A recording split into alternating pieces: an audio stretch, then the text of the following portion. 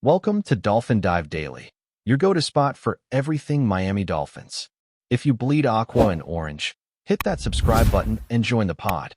Years of mistakes don't just disappear in the NFL. They pile up, brick by brick, bad decision after bad decision, until eventually the wall collapses. And right now, ladies and gentlemen, that wall has come crashing down on Chris Grier and the Miami Dolphins. What we are witnessing in Miami isn't just the end of a chapter. It's the end of an era, and not a good one. Grier's time as the general manager has been marked by missteps, whiffs in the draft, questionable contracts, and a complete inability to put all the pieces together.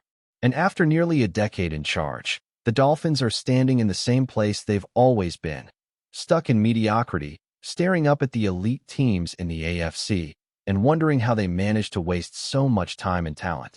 This experiment has gone on long enough. Fans know it.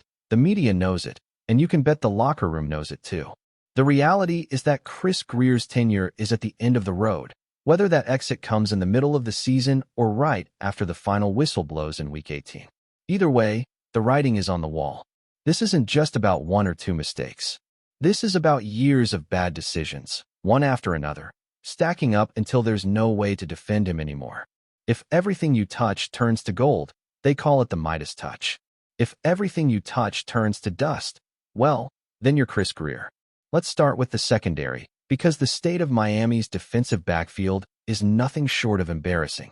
On the 2025 salary cap, the Dolphins are still paying dearly for players who aren't even on the roster anymore. Xavier Howard is racking up nearly $16 million against the cap while he's suiting up for the Colts. Jalen Ramsey? He's pulling almost $15 million against Miami's books while playing for the Steelers. And the draft picks? Don't even get me started. Cam Smith was a second-round pick, a guy they were counting on to develop into a core piece of this defense, and he has been a total bust. Not only is he on the NFI list, he isn't even on the team this year. Noah Igbenegene, another first-rounder, was shipped off years ago after failing to live up to expectations. That's two high draft picks wasted at the same position, and two big-money veterans mismanaged to the point where they're no longer Dolphins. If even one or two of those moves had worked out, maybe this secondary wouldn't be the absolute worst in the league right now. But this isn't bad luck. It's not some curse. It's plain and simple, bad decisions by the general manager. And then there's the offensive line, which has been a sore spot in Miami for as long as anyone can remember. You've probably heard people say the Dolphins don't invest in the offensive line, but that narrative is completely false. They invest plenty. The problem is, Chris Grier just invests badly. Look at the track record. Austin Jackson, first-round pick. Patrick Paul, second-round pick.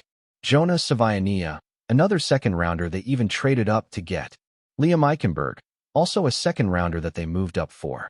Robert Hunt, second-rounder. Laramie Tunsil, first-rounder. Terran Armstead, huge free agent signing. Michael Dieter, third-rounder. Connor Williams, another addition. The resources are there. The problem? Grier just hasn't hit on enough of them. Take Austin Jackson, for example. One healthy, solid season, and Grier decides to cut the check. Meanwhile, Robert Hunt, who had multiple good seasons and was a consistent, reliable piece, was allowed to walk. How does that make sense? If you're choosing between the guy with one flash of competence and the guy who's been steady year after year, you pay the steady guy. Instead, Grier bet on the flash, and it backfired. Trading up for Liam Eichenberg was a mistake. Re-signing him this past offseason was an even bigger mistake. Taking Austin Jackson in the first round was a mistake. The guy simply wasn't ready for the NFL, and it took years before he even showed signs of life. For someone picked in the top 20, that's unacceptable. Now, credit where it's due. Drafting Laramie Tunsil was a great move. But trading him away? That's where the nightmare begins. Sure, the Dolphins got a haul, but the way they managed it turned out to be a disaster. If they had simply held on to the number 3 overall pick instead of flipping it around and around, they could have landed Ja'Marr Chase. Imagine Chase in Miami's offense right now. That's a home run. Instead, they played around with trade downs and trade ups, ending up with Jalen Waddle. Waddle is a nice player, don't get me wrong, but he isn't Chase. And once again, Miami comes out on the wrong side of a major decision. The hits keep coming when you look at the rest of the roster. Letting Andrew Van Ginkel walk was a mistake. Failing to re-sign Christian Wilkins before his price skyrocketed was another huge mistake. And let's not forget about the Darren Waller trade, which turned into a fiasco, or the Odell Beckham Jr. signing, which was more of a publicity stunt than a football move. For years, the Dolphins have ignored the backup quarterback position, leaving themselves vulnerable every time Tua Tagovailoa misses time. Forcing head coach Mike McDaniel to keep Josh Boyer as defensive coordinator in his first year was yet another head-scratching decision. And of course, the elephant in the room, passing on Justin Herbert, Jordan Love, and Jalen Hurts in favor of Tua. Yes, Tua has had his moments, but the missed opportunities are glaring. Then there's the coaching carousel. Hiring Brian Flores was supposed to be part of a long-term plan. The idea was to tank, rebuild, and slowly climb back into contention. But Flores didn't want to tank, and suddenly the front office and coaching staff were completely out of sync. That disconnect spiraled into lawsuits, suspensions, and lost draft picks. The fallout was catastrophic, and the Dolphins still haven't recovered. That entire chapter can be traced back to Chris Grier's inability to align his hires with the actual organizational vision. So here we are.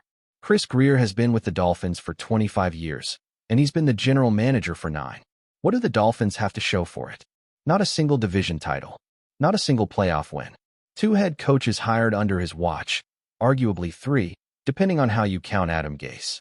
And now, we're staring down the barrel of another coaching change. How many chances does one man get? How many missteps can you survive before ownership finally says enough is enough? At some point, accountability has to mean something. You can't make this many mistakes, watch this many seasons collapse, and still hold on to the keys. That's not how successful organizations operate.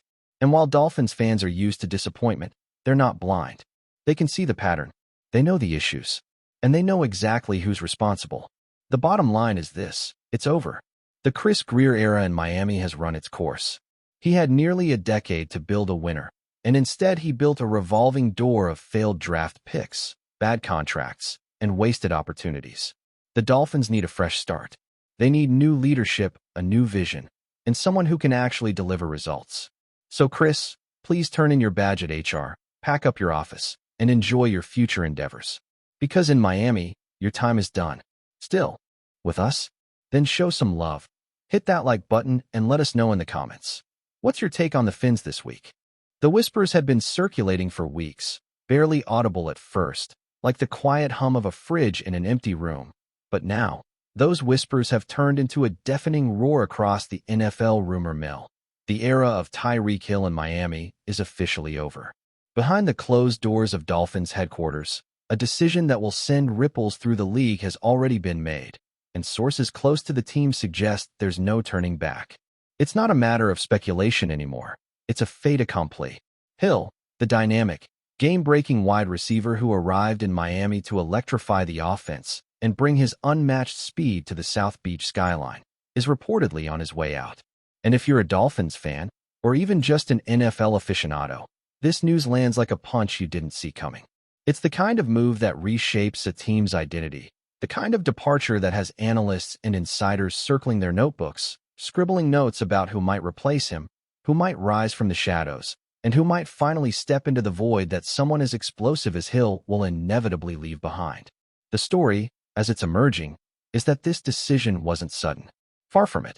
There's a sense that the Dolphins management has been quietly strategizing this move for months, carefully weighing their options, calculating cap space, considering the balance of their roster, and ultimately deciding that parting ways with Hill, despite his undeniable talent, aligns best with the team's long-term vision.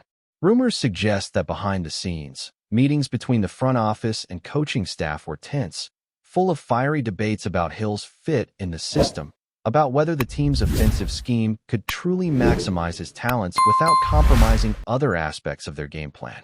Some sources hint at concerns over the salary cap, whispers of possible locker room dynamics, and the eternal question every team faces when juggling superstar talent with the bigger picture of building a sustainable, competitive team.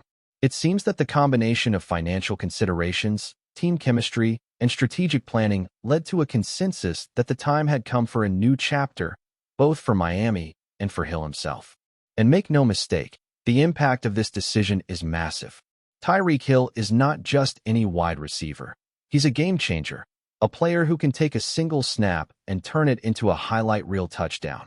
A player whose presence on the field forces defenses to adapt in ways that disrupt the very fabric of an opponent's game plan. For Miami, losing Hill means more than just losing a weapon. It's losing a strategic lever that the team has leaned on heavily since his arrival. Analysts are already speculating about what this could mean for the Dolphins' offensive identity. Will they pivot toward a more balanced attack, focusing on the running game?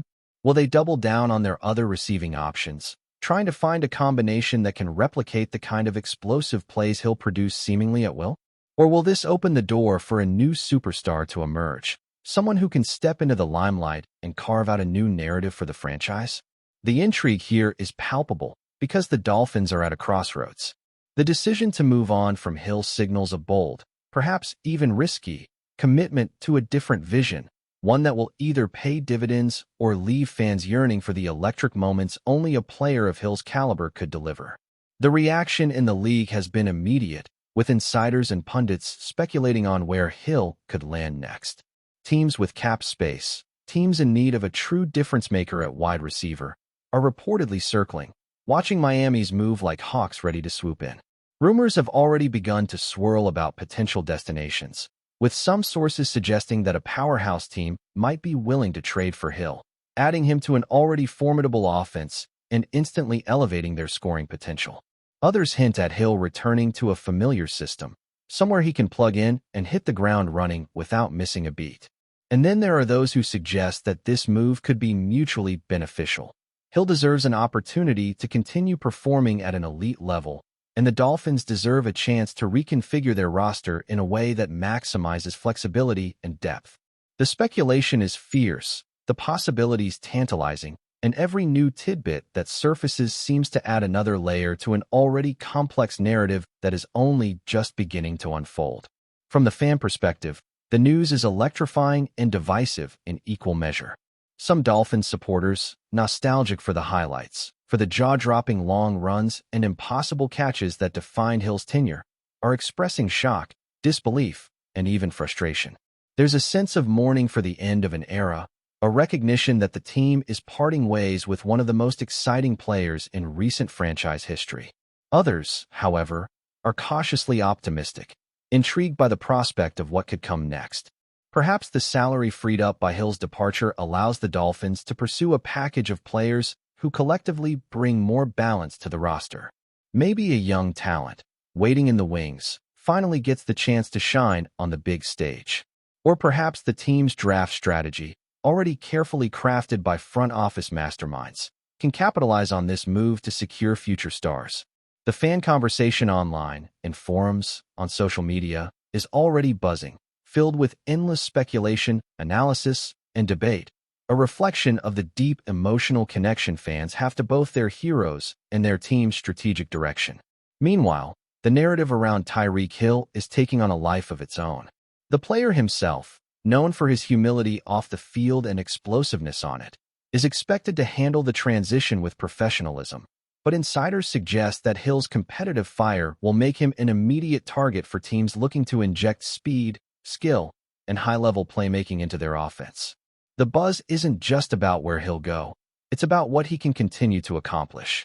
Hill's highlight reels are already legendary, a catalog of game-changing plays that have left defenders grasping at air and fans leaping from their seats in sheer exhilaration.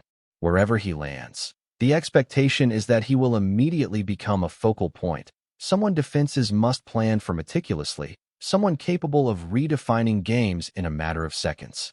It's rare, in any sport, to find a player whose very presence alters the calculus of every game he plays, and Hill is precisely that kind of athlete.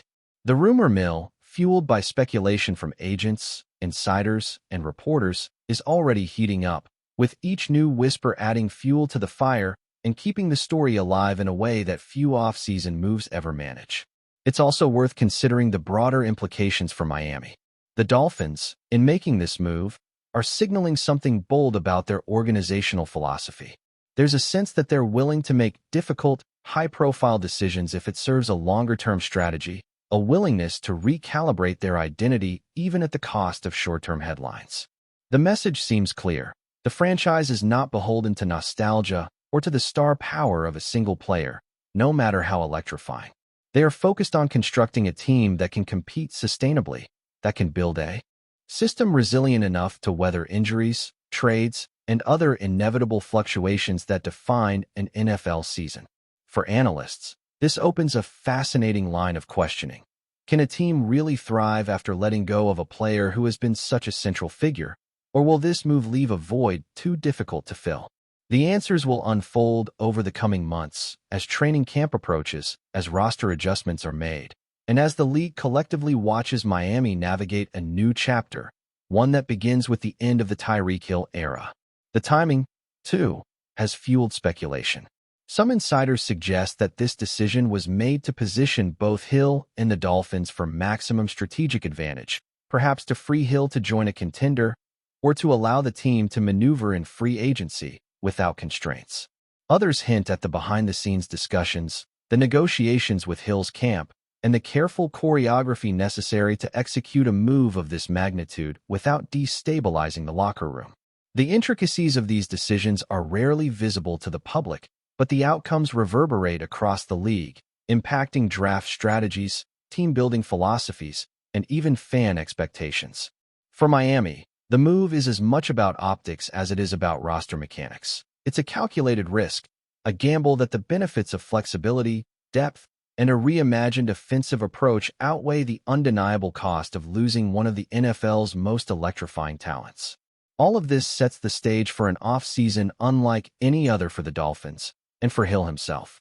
The rumor mill will continue to churn, social media debates will intensify, and every analyst, commentator, and fan will have an opinion on the what next question. But one thing is indisputable. The era of Tyreek Hill in Miami has concluded, and in its place is a story full of questions, speculation, and tantalizing possibilities. As the league watches closely, the narrative is only beginning to unfold, and every passing day brings new twists, new whispers, and new anticipation about what the future holds for both the Dolphins and Tyreek Hill. The energy surrounding this decision is palpable, the intrigue undeniable, and the stakes sky-high, because in professional football, when a player of Hill's magnitude departs, the ripple effects are felt far beyond one city, one team, or one season. This is more than a transaction. It's the end of an era, the birth of speculation, and the beginning of a saga that promises to redefine the NFL landscape. Fans, insiders, and rival teams alike are leaning in, eager to witness the next chapter, curious about where Tyreek Hill will land, and anxious to see how the Dolphins reshape themselves in his absence. The narrative is fluid, the tension high, and the possibilities endless. And if the past few weeks have taught us anything, it's that in Miami, change comes fast, and when it comes to a player like Hill, nothing is ever truly settled until the first snap of the next season. That's a wrap for today's dive. If you're loving the content, share it with a fellow Dolphins fan, hit subscribe, and turn on notifications so you never miss a splash. Fins up.